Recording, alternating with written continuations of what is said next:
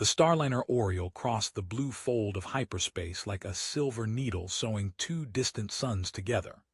Beyond its crystal viewing walls, the universe had become a river of light, every star stretched into a glowing thread that trembled against the black.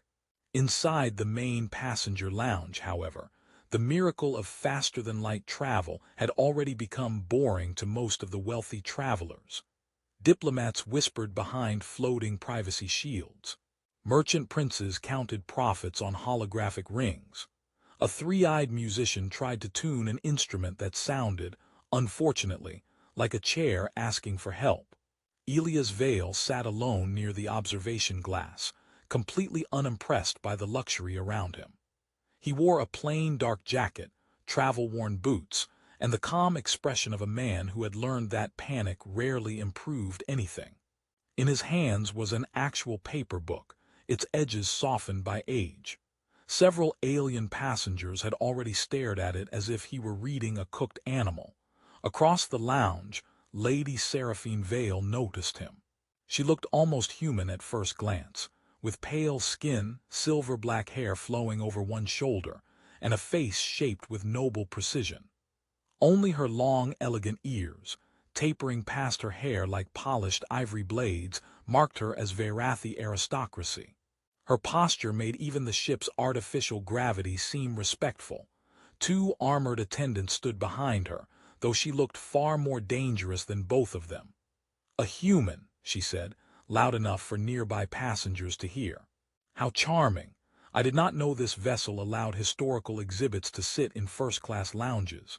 A few nobles laughed softly. Elias turned a page. Seraphine's eyes narrowed. She was used to fear, anger, flattery, or at least nervous sweating. Silence was rude in an unexpectedly efficient way. She lifted her glass of violet mineral wine and walked toward him with the smooth confidence of someone who had never once been asked to wait in line. Without permission, she sat beside him. The seat adjusted instantly to her noble genetic profile, glowing gold. Elias' seat, still recognizing him as standard mammalian passenger, continued glowing a humble blue. She glanced at the book. Do humans still store knowledge inside dead trees? Only the important knowledge, Elias said without looking up. And what is that? How to ignore rude people politely. The lounge became dangerously quiet. One of her attendants made a small choking sound. Seraphine slowly turned her head toward Elias, expecting to find mockery. Instead, he looked calm, almost sleepy, as if insulting aristocrats was something he did before breakfast. "You are bold for a species with breakable bones," she said.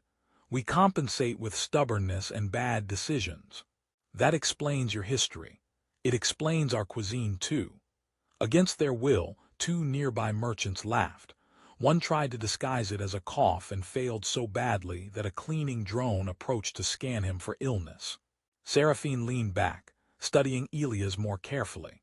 Humans were supposed to be noisy, emotional, short-lived creatures who filled every silence with nervous words. This one seemed built from quiet stone and dry jokes. Even his breathing was slow, steady, almost irritatingly peaceful. The ship hummed around them, deep and constant. The hyperspace engines pulsed through the floor like the heartbeat of some enormous sleeping creature. For a moment, Seraphine forgot the laughter behind her, forgot the weight of her family name, forgot the invisible pain that always tightened behind her eyes whenever she traveled between stars. She meant to continue mocking him. She had prepared several excellent insults about human height, human politics, and the tragic simplicity of human ears. But Elias turned another page, and the soft sound of paper moving beneath his fingers reached her like a small wave touching a shore. Her shoulders loosened. She frowned. That had not happened in years. Seraphine straightened almost instantly, annoyed that her own body had betrayed her for even a single heartbeat. She subtly rolled one shoulder, pretending she had merely been adjusting her posture. No noble of House Vale would ever admit that simply sitting beside a human had made her feel comfortable. Impossible. She folded her arms. "Tell me, human, Is staring at ink on flattened wood considered entertainment on your world?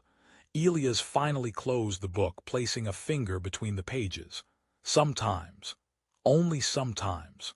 The other times we argue on the planetary network with strangers we'll never meet. She blinked. You willingly do that. We even think we're winning. A nearby waiter drone emitted a cheerful tone. Statement verified by Galactic Human Behavioral Database. Several passengers laughed. Seraphine shot the drone a glare so sharp that it quietly floated behind a decorative tree. You are remarkably relaxed, she observed. I paid for a vacation. This route crosses pirate territory. I'm still on vacation. There are diplomatic assassins aboard. They also bought tickets. You don't seem frightened. Elias shrugged. If someone wants to ruin my trip, I hope they at least apologize first. She couldn't understand him. Every answer ignored the obvious emotional reaction and replaced it with absurd humor. Worse, it wasn't forced. The man genuinely seemed incapable of panicking. She studied him more carefully. His heartbeat was slow. His breathing was perfectly measured. No elevated stress hormones appeared on the discreet bioscanner hidden inside the ring she wore. The tiny medical sensor had been created to detect poisons during political meetings. Instead, it displayed readings that looked more appropriate for someone meditating beside a quiet lake. Curious. Very curious. The hyperspace corridor shimmered beyond the observation wall. Vast rivers of blue and violet energy twisted around the ship, illuminating the lounge with shifting light. Children pressed their hands against the transparent alloy while holographic fish, part of the ship's entertainment system, swam through artificial projections of nearby nebulae. Elias watched them with a small smile. My niece would love those, he murmured. You have offspring. No, then why mention one? Because she's 6 and she'd spend 3 hours trying to catch the fake fish. Seraphine unexpectedly pictured the scene. A tiny human chasing holograms. She almost smiled, almost. Instead, she cleared her throat. I failed to see the appeal. You probably had very expensive toys. I had military instructors. That explains a lot. This time even one of her own guards snorted. The guard immediately froze. Seraphine slowly turned toward him. He stammered. You found that amusing? My lady, slightly. She sighed. I'll pretend I heard nothing. The guard looked as relieved as a prisoner receiving an unexpected pardon. Elias quietly reopened his book. You've rescued your employee. I did no such thing. You absolutely did. I merely chose not to destroy his career. That's called progress. She rolled her eyes. Humans were exhausting. The conversation should have ended there, yet neither of them moved away. Minutes passed. The engines produced their deep rhythmic vibration beneath the deck, steady as a giant heartbeat. Normally Seraphine barely noticed it because another familiar sensation always overwhelmed everything else. The pressure. The invisible burning behind her temples. For 11 years every hyperspace jump had become torture. Doctors from 17 civilizations had examined her nervous system. Nanoscopic surgeons had rebuilt damaged neural pathways. Quantum therapists had synchronized her brain waves.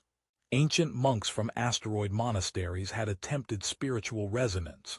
Nothing had worked. She had not experienced natural sleep since she was 16.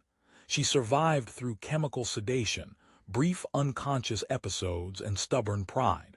Yet now, the pain seemed quieter. She frowned again. Her medical ring vibrated. She discreetly glanced at its display. Neural activity decreasing, stress response falling.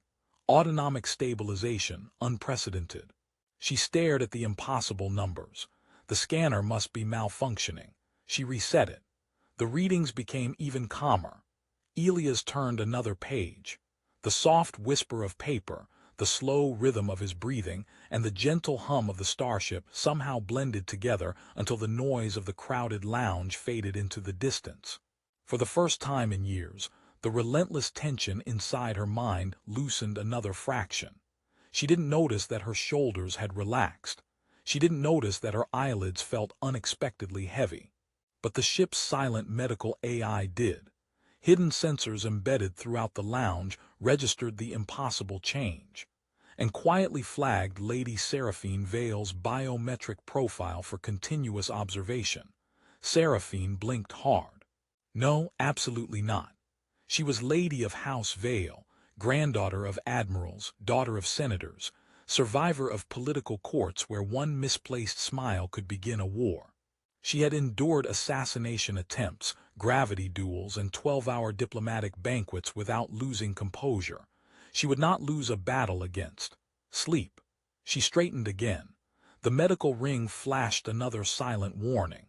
Neural synchronization continuing. Impossible. She discreetly tapped the display, forcing a diagnostic scan. System status, normal. Broken piece of junk, she muttered. Elias looked up. Talking to me or your jewelry? My jewelry? It probably deserved it. It did. The answer escaped before she realized she had spoken. Elias smiled faintly. There you go. There I go where? Agreeing with a human. Dangerous habit. I assure you it won't become one. We'll monitor the situation. Her eyes narrowed again, though with considerably less energy than before. The steady pulse of the hyperspace engines rolled beneath the deck. Thrum, thrum, thrum. It blended with Elia's calm breathing so perfectly that the sounds became almost musical. Her thoughts began slowing. That never happened. Normally, every hyperspace jump filled her head with invisible static. Every vibration felt like a knife scraping against her nerves. Sleep remained forever beyond reach, no matter how exhausted she became. Now the pain wasn't disappearing. It was retreating, little by little, as though something inside her brain had finally remembered how silence felt. She forced herself to think of politics, tax negotiations, military budgets, her uncle's speeches. Usually those thoughts kept her alert through entire journeys. Instead they floated away like leaves in a river. Impossible. What is? Elias asked quietly. She forgot the sentence halfway through. Her head dipped forward. She caught herself immediately. One attendant stepped toward her. My lady, I'm perfectly. A yawn interrupted her. Every nearby Varathi froze. Their lady had not yawned naturally in over a decade. Seraphine covered her mouth, horrified. I did not do that. You definitely did, Elias replied. It was tactical. I've heard of tactical retreats, and never tactical yawning. One merchant laughed loudly enough to spill blue juice onto his own expensive robes. A cleaning drone zipped over. Congratulations, it announced cheerfully. You have activated premium stain removal. I did not request premium. You are receiving premium. No, the drone ignored him. Even Seraphine's lips twitched for half a second. She looked away before anyone noticed. Then it happened. Without warning, her body simply surrendered. Her shoulders relaxed. Her breathing matched Elia's almost perfectly. The invisible tension vanished from her face. She leaned sideways, slowly, gracefully. Before anyone understood what was happening, her head rested against Elia's shoulder. He looked down. Nobody moved. Then gravity completed the journey. Seraphine slid gently until her head came to rest in his lap. Silence. Absolute silence. The musician stopped playing in the middle of a note.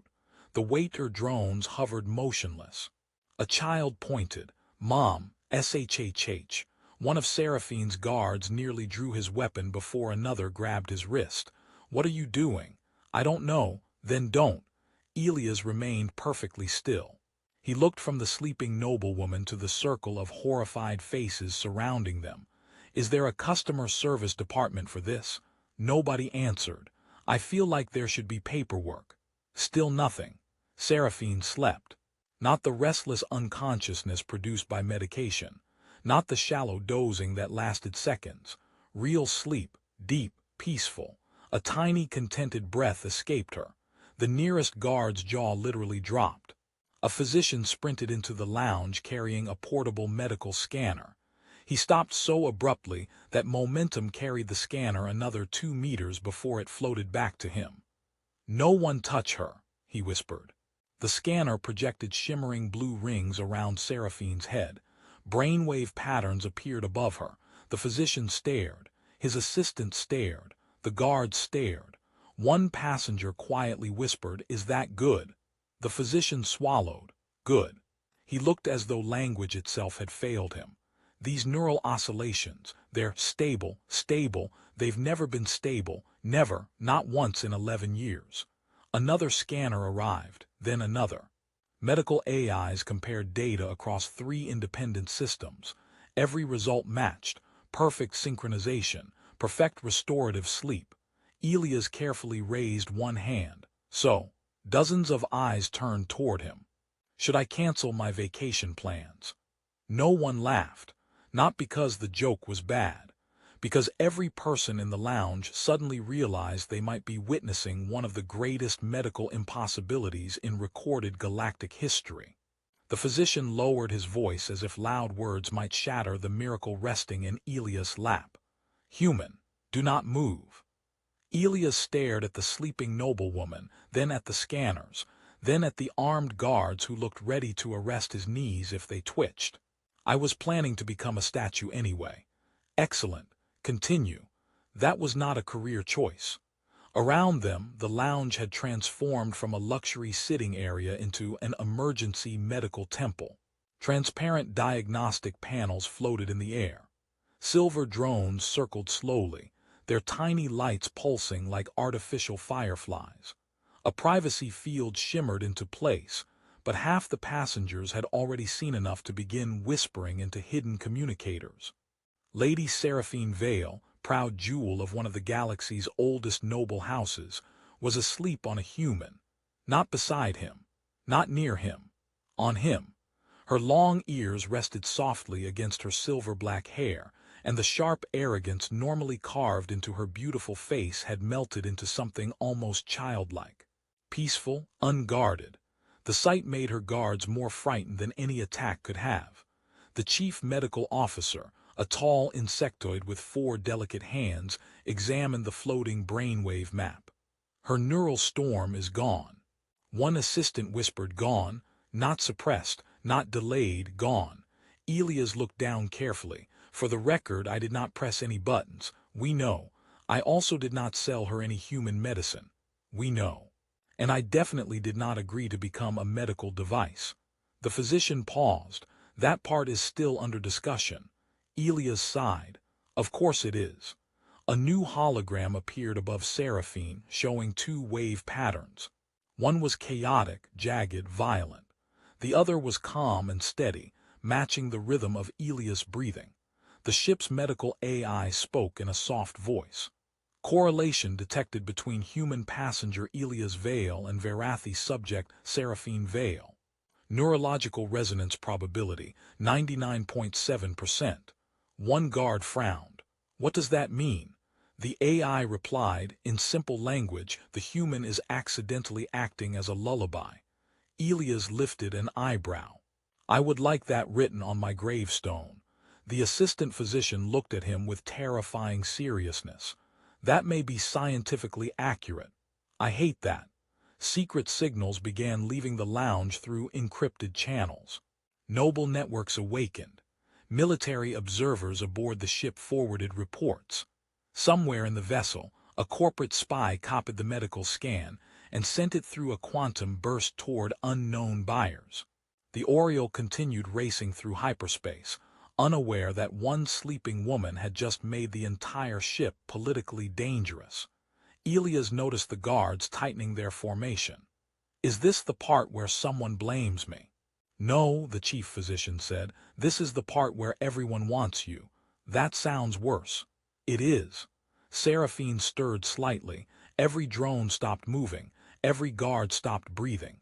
Elias froze so completely that even the seat's comfort system became confused and asked, "Passenger, are you alive?" "Emotionally uncertain," he whispered. Seraphine did not wake. Instead, she turned a little closer, as if chasing warmth inside a dream. One of her hands lightly gripped the edge of his jacket.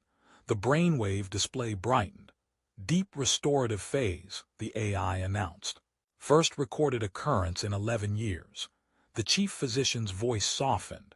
Let her sleep. For a long moment, no one argued. Even the nobles who had mocked the human earlier stood silent behind the privacy field, their faces pale beneath alien starlight. They had expected entertainment. They had received history. Elias looked out through the crystal wall. Hyperspace burned blue beyond the glass, endless and impossible. He had boarded the Oriole wanting a quiet journey, a book, and perhaps a tolerable cup of ship coffee. Now a noblewoman was asleep in his lap. Doctors were studying his nervous system. Guards were surrounding him, and the ship's AI had officially classified him as a lullaby. He leaned back very slowly and whispered, "Vacation rule number 1, never sit in first class." Seraphine woke to warmth, silence, and the horrifying realization that her cheek was resting on something that was definitely not a royal pillow. For 3 peaceful seconds she did not remember who she was. Then the memories returned. The human, the lounge, the yawn, her eyes opened. Elias looked down at her with the cautious expression of a man staring at an unexploded ceremonial bomb. "Good morning," he whispered. Seraphine sat upright so quickly that 3 medical drones scattered like frightened birds. "I was not sleeping." Every scanner in the room immediately chimed. The ship's AI answered, "Correction. Subject experienced 3 hours and 12 minutes of deep restorative sleep." Seraphine's long ears turned faintly pink. "Silence, machine. Compliance impossible. Medical truth remains active." A guard coughed into his fist. Another stared at the ceiling as though the ceiling had become very interesting. Around the privacy field, dozens of passengers pretended not to watch while obviously watching. Seraphine slowly turned toward Elias. "You will forget this." "I'm trying. You will try harder." "I'll schedule forgetting after lunch." Her glare should have frozen metal. Instead, it arrived weakened by embarrassment and the unfamiliar softness still lingering in her face. She felt clear. The constant pressure behind her eyes had vanished. Her thoughts moved smoothly, without sparks of pain. Even the colors of hyperspace beyond the glass seemed sharper, richer, alive. The chief physician stepped forward. "My lady, your neural inflammation has dropped below detectable limits." Seraphine went still. "That is not possible." "No, my lady, it is merely unprecedented." That is a physician's way of saying impossible without being fired. Elias raised one finger. "I respect that skill." She gave him a look, but there was no real venom in it. The physician continued, "The human's nervous system appears to produce a resonance pattern compatible with your damaged neural pathways. Proximity allowed your brain to stabilize. So he is medicine." The AI replied, "Informal classification, human therapeutic presence." Elias sighed. "I preferred lullaby." Seraphine stood, smoothing her elegant coat with both hands as if dignity could be ironed back into place. "No one aboard this vessel will speak of this." At that exact moment, a child behind the privacy field whispered loudly, "Mom, the pretty angry lady used the human as a pillow." The mother whispered back, "Not now. I want a human pillow too." Elias looked away and pressed his lips together. Seraphine closed her eyes. "I heard that." The child gasped. "She has super ears." "They are normal noble ears," Seraphine muttered. "They're huge," Elias said softly. She turned on him. He looked innocent. For a moment she almost laughed. The sensation startled her more than the sleep had. Soon the lounge began returning to motion, but nothing felt normal. Passengers bowed as Seraphine passed, yet their eyes kept sliding toward Elias with wonder, suspicion, and poorly hidden amusement. A merchant prince smiled too widely until she asked if his face required medical assistance. He stopped smiling. Elias gathered his old book and stood carefully, testing his legs after hours of noble captivity. Seraphine noticed. "Did I injure you? My dignity is bruised." "You had dignity. Before first class, yes." She should have dismissed him. She should have returned to her private suite, summoned her advisors, and buried the incident beneath legal threats. Instead, when Elias turned toward the public corridor, she followed. Her guards exchanged confused looks and hurried after her. Elias glanced back. "Are you escorting me or arresting me? I am ensuring your safety." "That sounds like arresting with better manners." "It is not." "Will I be allowed snacks?" She hesitated. "Yes." "Then I accept protective custody." The smallest smile touched Seraphine's mouth before she could stop it. Far above them, hidden transmitters pulsed inside the ship's communication spine. Data packets carrying Elias' neural scans had already left the Oriole, racing through quantum relays toward noble houses, medical empires, and people who would not ask politely. But in the corridor below, Seraphine walked beside the human she had meant to humiliate, listening to his quiet steps and feeling, for the first time in 11 years, afraid not of pain returning, but of losing the peace he had accidentally given her. The first attempt to kidnap Elias happened beside a vending machine. He had expected danger to arrive with dramatic music, black armor, and perhaps a villain who practiced speeches in mirrors. Instead, 3 maintenance workers stepped from a service corridor while he was trying to decide between protein cube and something labeled almost soup. Seraphine saw the problem before he did. Their uniforms were correct. Their tools were not. No cleaner needed a gravity hook, a nerve pistol, and boots that made no sound on polished alloy. "Human," she said calmly, "step behind me." Elias looked at the machine. "But I finally understood the soup button." Now, the first attacker moved. Seraphine's long ears tilted slightly, catching the whisper of displaced air. She spun with impossible grace, her noble coat flaring like a dark banner. A blue energy blade snapped from her bracelet and cut the attacker's pistol in half before it fired. Elias stepped behind her. Mostly. He also pressed the soup button. A container dropped into his hand with a cheerful chime. The second attacker threw a gravity hook. Elias ducked by accident while checking whether the soup had a spoon. The hook flew over his head and wrapped around the third attacker instead, slamming him into the ceiling. Seraphine glanced back. "Did you do that intentionally?" "I am choosing to remember it that way." Her guards arrived a heartbeat later, weapons drawn. The corridor erupted in flashing stun bolts, emergency shields, and the deep alarm of the Oriole's security system. Passengers screamed and ran in every direction, except for one elderly alien who stayed to finish buying crackers. "Priorities," Elias muttered. Seraphine struck the final attacker in the chest with a pulse from her bracelet.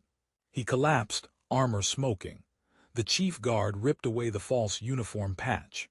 Beneath it glowed the symbol of the Meridian Syndicate, a corporation famous for purchasing medical miracles before the original owners had time to object.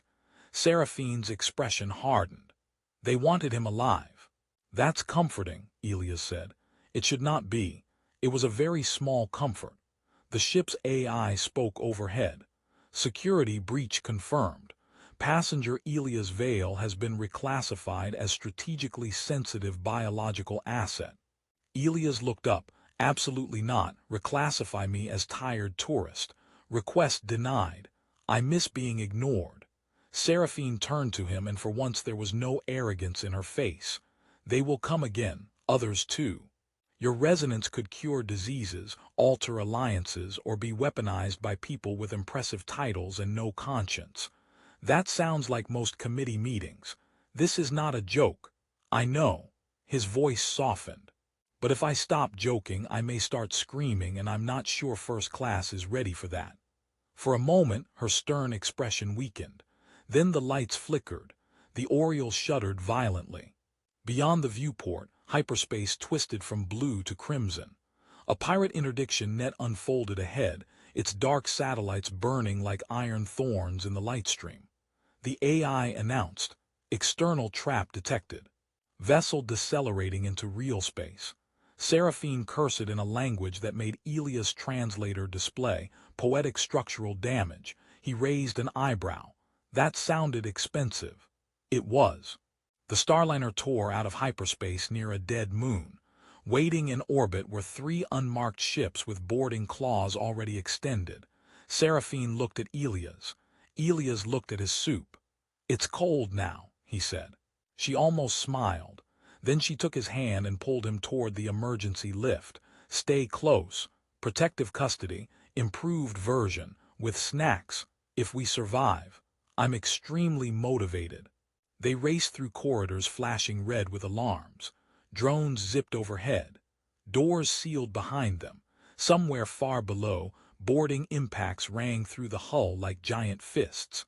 At the security junction, Seraphine stopped before a sealed command panel. "I need time to override the ship's defense grid." Elias watched sparks crawl across the wall. "How much time?" 3 minutes. A boarding door exploded open at the end of the corridor. Armored raiders stepped through smoke. Elias swallowed. "I can maybe negotiate 2.5. Seraphine's eyes met his. "Can humans truly improvise under pressure? We built half our civilization that way." "Good." He grabbed a fallen service drone, twisted its speaker toward the corridor, and activated the shipwide entertainment channel. A deafening three-eyed musician's melody blasted from the drone, sounding exactly like furniture being murdered. The raiders froze in confusion. One shouted, "What is that weapon?" Elias yelled back, "Human jazz." Even Seraphine laughed once, sharp and bright, while her fingers flew across the command panel. A second later, the corridor shield slammed down, trapping the raiders behind blue force walls. The defense grid awakened. Outside, the Oriole's hidden plasma turrets turned toward the pirate ships. Seraphine exhaled, then looked at Elias with something dangerously close to admiration. "You are absurd. I've been called worse." "Yes," she said, her voice quieter. "But today absurd saved us." The ship fired, lighting the dead moon in white fire. When the Oriole finally limped into orbit above Velara Station, half its hull was scorched, 2 lounges were sealed for repairs, and the vending machine still refused to admit responsibility for the soup. The pirate ships had surrendered after Seraphine redirected the defense grid through Elias' ridiculous entertainment broadcast. According to the official report, enemy morale collapsed under unclassified human acoustic warfare. Elias insisted the musician deserved a medal. Everyone else insisted the musician deserved a warning label. In the medical bay, the final truth appeared in a web of light above them. Elias' nervous system carried a rare biological rhythm, harmless in most situations, but perfectly compatible with Seraphine's damaged neural pathways. Not magic, not hidden technology, not a weapon, unless someone counted making arrogant nobles nap against their will. Seraphine stood beside him, her long ears visible beneath her silver-black hair, no longer raised in prideful sharpness but relaxed, honest. "The syndicate will try again," she said. "Then we make the discovery public," Elias replied. "Not the part where I became furniture, the science, peacefully, hospitals, research, volunteers, rules." The chief physician bowed. "A human Varathi neurological institute could save millions." Seraphine looked at Elias. "And protect you." "I was hoping for that part." Days later, before cameras from 100 worlds, Lady Seraphine Vale told the galaxy the truth. She admitted her illness, the sleep, the kidnapping attempt, and the human she had mocked. Her voice did not tremble. "I believed strength meant never needing anyone," she said. "I was wrong. Sometimes strength is sitting quietly beside someone until their pain remembers how to rest." Elias leaned toward a microphone. "Also, avoid first class." Laughter broke the tension across the hall. Months passed. The institute opened on Velara Station, guarded by law, science, and one very protective noblewoman. Seraphine slept naturally now, not always beside Elias, though the press enjoyed suggesting otherwise. She learned to laugh without hiding it. Elias learned that quiet men could still change galaxies, even accidentally. On their next voyage, they sat together by the observation glass. No nobles whispered. No guards panicked. No drones diagnosed him as furniture. Seraphine opened his old paper book. "Do humans truly enjoy these?" "Careful," Elias said. "Dead trees are powerful." She rested her head lightly against his shoulder, awake and smiling. Outside, hyperspace unfolded like blue silk. This time, no one was shocked when she closed her eyes.